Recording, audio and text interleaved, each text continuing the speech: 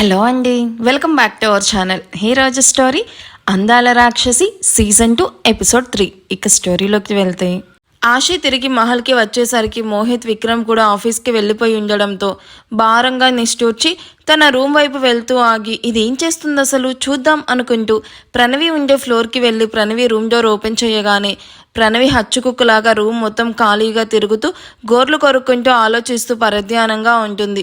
ఇది ఇంతలా ఆలోచిస్తుందంటే మళ్ళీ ఏం ముష్టి ప్లాన్ వేస్తుందో ఏంటో అనుకుంటూ హాయ్ ప్రణవి ఏం చేస్తున్నావు అంటూ రూమ్లోకి వచ్చి దర్జాగా బెడ్ మీద కృష్ణుడి పోజ్లో పడుకుంటూ అడుగుతుంది. ఏయ్ నువ్వేంటిక్కడ, అది కూడా నా బెడ్ మీద, ముందు పైకి లేకు, నా పర్మిషన్ లేకుండా నా రూమ్లోకి వచ్చిందే కాకుండా నా బెడ్ మీద పడుకుంటావా? హలో మేడం, కొంచెం తగ్గు, ఇది నీ రూమ్నే కావచ్చు కానీ ఈ ప్యాలెస్ నా మొగుడిది. సో ఇక్కడున్న ప్రతి వస్తువు మీద నాకు హక్కు ఉంది. నన్ను క్వశ్చన్ చేసే రైట్ ఎవరికీ లేదు. కాబట్టి నువ్వు వెధవ కథలు పడకుండా ఉండు. అన్నట్టు నెక్స్ట్ వీక్ మనం కంచుకు వెళ్తున్నాం. నువ్వు ఎటువంటి ప్రోగ్రామ్స్ ఏమీ పెట్టుకోవాకు. నేను ఎక్కడికి రాను. వెళ్ళాలి అనుకుంటే నువ్వెళ్ళు. నువ్వు చెప్పిన ప్లేస్కి నేనెందుకు రావాలి అసలు? నాకు వేరే పని ఏమీ లేదనుకుంటున్నావా? బై ది వే, ఈ మహల్ మీద సగం అధికారం నాకు కూడా ఉంది. ఎందుకంటే ఇందులో మా అమ్మకి కూడా వాటా ఉంది. అది మర్చిపోకు. నీ ఇష్టం వచ్చినట్టు వాగుతూ ఉంటే, నీ ఇష్టం వచ్చినట్టు మాట్లాడుతూ ఉంటే నేను సహించను. Is it? ఇదే విషయాన్ని ఆయుష్ గారితో చెప్పు, అప్పుడు ఒప్పుకుంటాను. దట్టు అధికారం ఉందని ఆయనతో మాట్లాడే ధైర్యం కూడా నీకు లేదు, కానీ వాగడం మాత్రం బాగా వచ్చు. అయినా నీతో మాట్లాడి బర్త్డే రోజు నా మూడ్ మొత్తం స్పాయిల్ చేసుకోవాలని నేనేమీ అనుకోవడం లేదు. కంచికి వెళ్ళేది నా కోసం, నీ కోసం, నీ పెళ్లి షాపింగ్ కోసం. ఆయుష్ గారు చెప్పారు అందరికీ చెప్పమని, అందుకే ఇన్ఫార్మ్ చేస్తున్నాను. నీకేమైనా అబ్జెక్షన్ ఉంటే మీ బావతోనే మాట్లాడు, నాకేం ప్రాబ్లం లేదు. అండ్ ఎంత ట్రై చేసినా మ్యారేజ్ జరగకుండా ఆపలేవు. So be ready for marriage అంటూ ఎలా వచ్చిందో అలాగే వెళ్ళిపోతున్న ఆశీని చూసి కోపంగా వాచ్ పగలకొట్టి ఆ అంటూ గట్టిగా అరుస్తుంది. ఆ అరుపు ఆశీ చెవికి వినిపించినట్టే అక్కడి నుండి వెళ్ళిపోతుంది. ప్రణవి రూమ్ డోర్ ఓపెన్ చేసి ఉండడంతో ప్రణవి వాయిస్ ఆశీకి వినిపించింది. లేకపోతే సౌండ్ ప్రూఫ్ రూమ్ కాబట్టి డోర్ క్లోజ్లో ఉంటే వాయిస్ వినిపించదు. ఓకేనా? అభి కార్ దిగి తన ఫ్రెండ్స్ ఎక్కడున్నారో చూసి వాళ్ళ దగ్గరికి వెళ్ళి హాయ్ అంటూ నవ్వుతూ విష్ చేసి వాళ్ళు చెప్పే జోక్స్కి నవ్వుతూ వాళ్ళ మీద జోక్ వేస్తూ నవ్వుతూ ఉంటుంది. అప్పుడే తన ముందుకి 6 ప్యాక్ బాడీతో మగసిరి ఉట్టిపడి మీసకట్టు పదునైన షార్ప్ ఐస్ చూడగానే వావ్ అనిపించేలా ఉన్న అబ్బాయి అభి ముందు రోజ్ ఫ్లవర్ పట్టుకొని క్యూట్ స్మైల్తో నిల్చుకుంటాడు. అభి ఆ అబ్బాయి వైపు చిరాగ్గా చూస్తూ వచ్చేసావా? ఇలా కాలేజ్కి వచ్చానో లేదో వెంటనే నా ముందు ప్రత్యక్షం అవుతావు. అయినా నేను వచ్చినట్టు నీకెలా తెలుస్తుంది?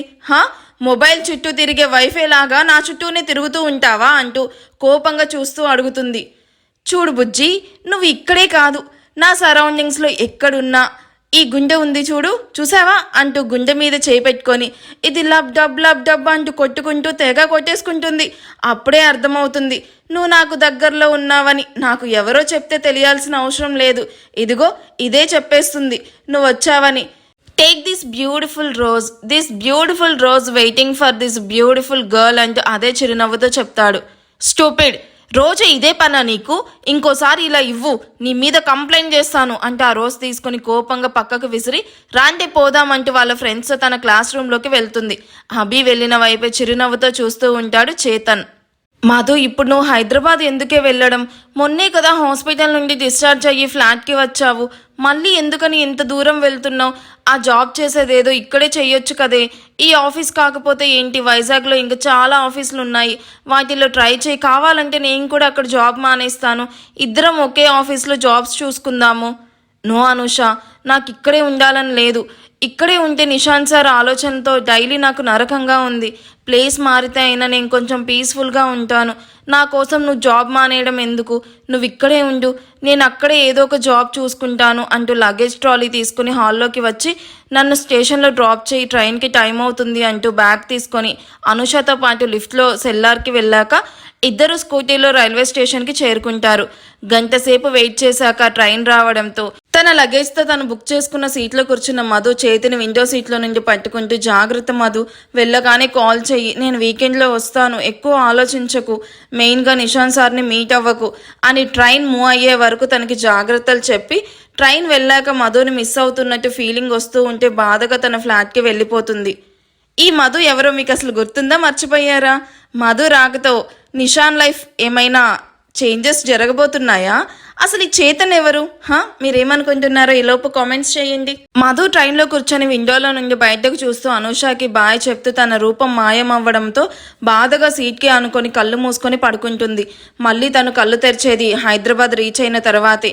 హైదరాబాద్ రీచ్ అవ్వగానే తన లగేజ్ ట్రాలీ తీసుకొని స్టేషన్ బయటికి నడుచుకుంటూ వచ్చి క్యాబ్ బుక్ చేసుకుని ముందు తను ఉంటున్న ఫ్లాట్కి వెళ్ళి ముందుగానే ఓనర్తో మాట్లాడడం వల్ల ఓనర్ ఫ్లాట్ని నీట్గా క్లీన్ చేసి ఉంచడంతో ఓనర్ దగ్గర నుంచి కీస్ తీసుకొని ఆయనకి ఇవ్వాల్సిన అమౌంట్ అంతా ఇచ్చేసి ఆయనను పంపించేసిన తర్వాత ఫ్లాట్ మొత్తం ఓసారి చూసి జొమాటోలో ఫుడ్ ఆర్డర్ చేసిన ఫుడ్ రాగానే తినేసి అనుషాకి కాల్ చేసి రీచ్ అయినట్టు చెప్పి ఈవినింగ్ వరకు నిద్రపోతుంది.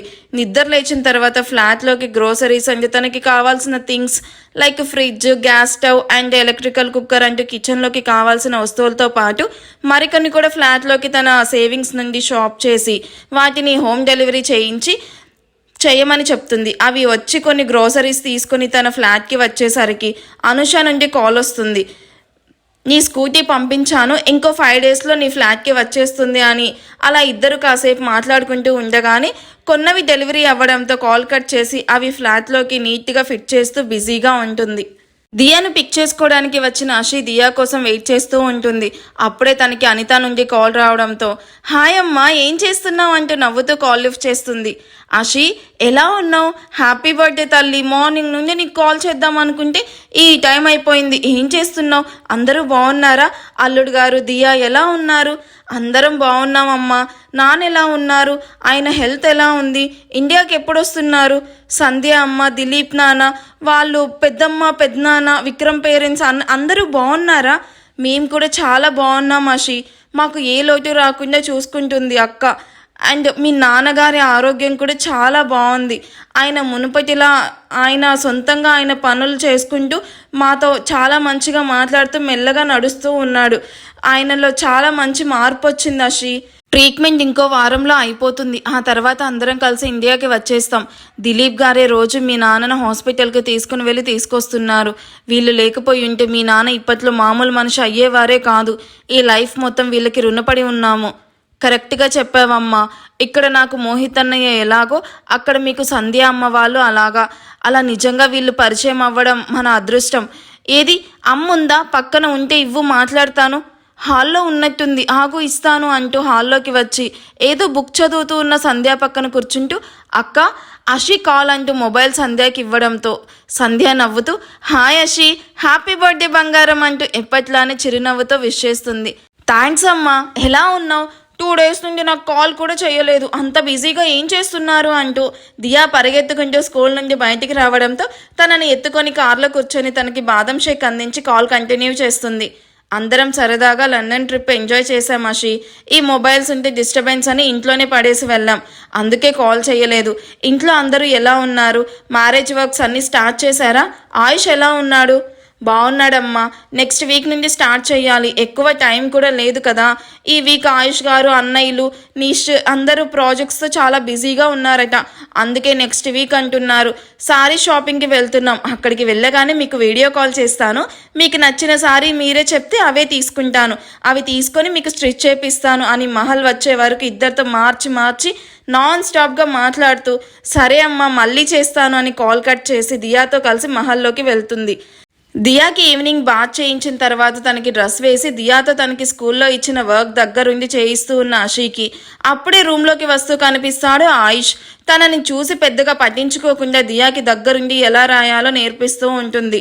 తను డైలీ రాగానే ఎదురొచ్చి బ్యాగ్ తీసుకుని వెంటనే కాఫీ తెచ్చి దగ్గరుండి ఏం కావాలో చూసుకునే ఆషి ఇవాళ తను వచ్చిన అట్లీస్ట్ స్మైల్ కూడా ఇవ్వకుండా కూర్చున్న ఆషిని చూసి హబ్బో మేడం గారు అలిగినట్టుందే అనుకుంటూ దియా అంటూ మెల్లగా కౌచులో కూర్చుంటూ పిలుస్తాడు.